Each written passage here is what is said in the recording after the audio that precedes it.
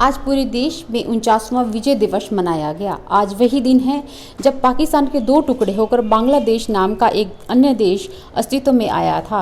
यह विजय दिवस उन सेनानियों को समर्पित है जिन्होंने अपने प्राण न्यौछावर करके भारतवर्ष को विजयश्री दिलवाई थी। मैं कर्नल प्रताप सिंह,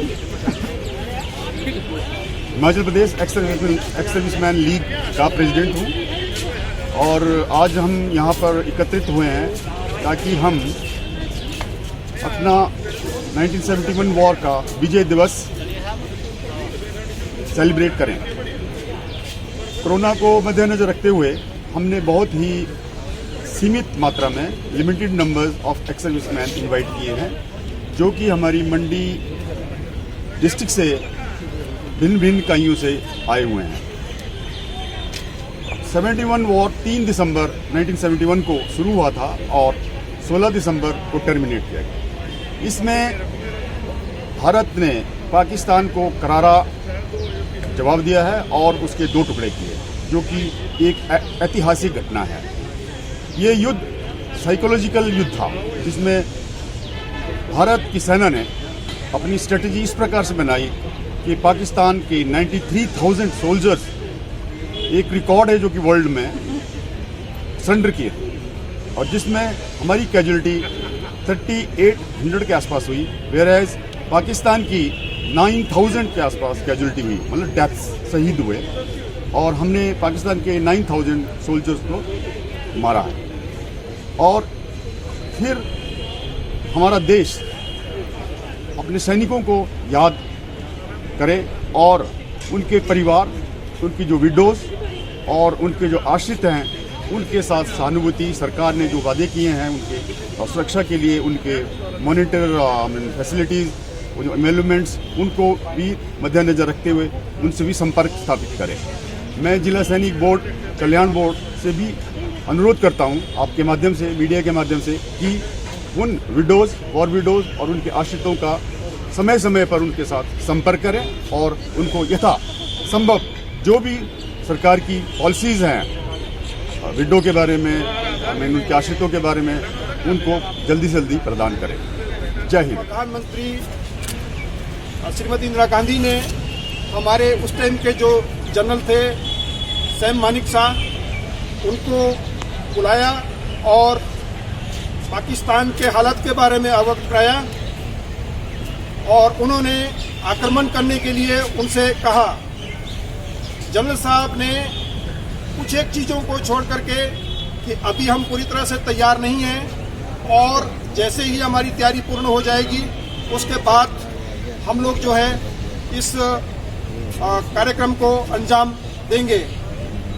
ये युद्ध 3 दिसंबर से 16 दिसंबर तक चला था, जिसमें पाकिस्तान को बहुत बड़ा नुकसान उठाना पड़ा और 16 दिसंबर को पाकिस्तान के 2 हिस्से बने, जिसमें एक बांग्लादेश के नाम से बना और वो आज सबको, पूरे इतिहास को सबको मालूम है। हमारे जवाहर नवोदय विद्यालय में प्रवेश की तिथि बढ़ा दी गई है, इसे 29 दिसंबर तक कर दिया गया है। प्रधानाचार्य ने बताया है कि हिमाचल प्रदेश में पढ़ने वाले गैर सरकारी एवं सरकारी स्कूल के छात्र इसके लिए आवेदन कर सकते हैं। 880 मेगावाट के सोलर पार्क को वर्ल्ड बैंक की प्री फिजिबिलिटी ने हरी झंडी दे दी है। इसमें तकरीबन 1100 करोड़ रुपए का खर्चा आएगा। सोलर पार्क के लिए ज़मीन कम होने से इसकी क्षमता 120 मेगावाट घटी है। इससे पहले 1000 मेगावाट का पार्क बनाया जाना प्रस्तावित था। सोलर पार्क के लिए बनाई जा रही ट्रांसमिशन लाइन जंगी थोपन जल विद्युत परियोजना से भी इसे जोड़ा जाएगा। काजा से वांगतू तक सब स्टेशन तक सौर ऊर्जा पहुंचाने का लगभग रास्ता साफ हो चुका है।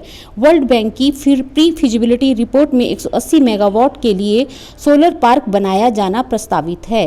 काजा से उत्पादित होने वाली बिजली को बाहर निकालना एक बहुत ही चुनौती भरा कार्य रहा है। कई वर्षों से ट्रांसमिशन की समस्या के चलते यह मामला लटका हुआ था। हिमाचल प्रदेश में फर्जी तरीके से 11,388 लोगों ने किसान सम्मान निधि का अनुचित तरीके से लाभ उठाया है। इसमें ज़्यादातर लोग आयकरदाता हैं। अतिरिक्त मुख्य सचिव राजस्व ने सभी उपायुक्तों को पत्र लिखकर इनकी वसूली के आदेश दे दिए हैं। किसान सम्मान निधि योजना उन लोगों के लिए है जिनकी आय बहुत कम है। इससे 11,95,22,000 रुपए का भुगतान किया गया है। इस मामले में खुलासे के बाद वसूली के आदेश जारी कर दिए गए हैं। प्रदेश मुख्यमंत्री जयराम ठाकुर ने आज वर्चुअली ही SBI की 325वीं शाखा का उद्घाटन किया। यह शाखा जिला मंडी के सराज क्षेत्र में खोली गई है। मुख्यमंत्री ने बताया कि इस शाखा के खुलने से स्थानीय लोगों की कई प्रकार की समस्याओं का निदान होगा तथा उन्हें बैंक के काम के लिए बहुत दूर जाना नहीं पड़ेगा। क्या ऐसा हो सकता है कि कोई मृत व्यक्ति हाजिरी भी लगा रहा है और मनरेगा में दिहाड़ी भी ले रहा है? पर क्या करें, ऐसा ही कुछ मामला बल्क क्षेत्र में सामने आया है। मनरेगा में एक व्यक्ति का ऐसा मामला सामने आया है जो मृत होने पर दिहाड़ी भी लगा रहा है और वहां पे उसकी हाजिरियां भी लगी हैं। सरकारी धन का इस प्रकार दुरुपयोग होने पर कोर्ट ने बल SHO को मुकदमा दर्ज करने के लिए भी कहा है। जब प्रधान से इस बारे में पूछा गया तो उसने कहा, मुझे इस तरह की कोई जानकारी नहीं है और हाजिरी लगाना उसका काम नहीं है। फ्रांसीसी कंपनी AFD का एक विशेष दल जिला मंडी के दौरे पर है। इनका मुख्य उद्देश्य जलवायु परिवर्तन, आपदा प्रबंधन एवं जैव विविधता का निरीक्षण करना है। यह दल पूरे प्रदेश में दौरा करेगा तथा अपनी रिपोर्ट सरकार को पेश करेगा।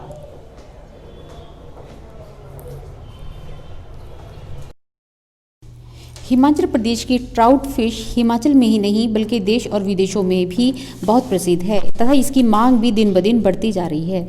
बहुत सारे लोग मछली पालन की तरफ रुझान कर रहे हैं। इसी के चलते कोल डैम में भी ट्राउट पायलट टेस्टिंग का सक्सेसफुल परीक्षण किया गया है। भाखड़ा डैम में भी इस तरह का परीक्षण जारी है।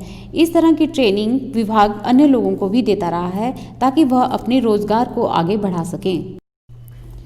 हिमाचल प्रदेश की धरती सैलानियों के लिए हमेशा ही आकर्षण का केंद्र रही है। यहाँ पर कदम कदम पर आपको ऐसे नज़ारे देखने को मिल जाएंगे कि मानो यहीं पर सारी उम्र बिता दी जाए। इसी के चलते गोहर में भी एक इसी तरह का पार्क तैयार हो रहा है जो श्रद्धालुओं को और सैलानियों को अपनी तरफ आकर्षित कर रहा है। मंदिर परिसर में एक हेलीपैड की व्यवस्था की गई है जो इसकी खूबसूरती में और चांद लगा रही है। यह रास्ता वही है जो कमरूनाग मंदिर की तरफ भी जाता है। इससे पर्यटन को और बढ़ावा मिलेगा तथा सैलानी और श्रद्धालुओं के लिए भी जहां पर लोगों को रोजगार देंगे वहीं सैलानियों को भी अपनी तरफ खींचेंगे।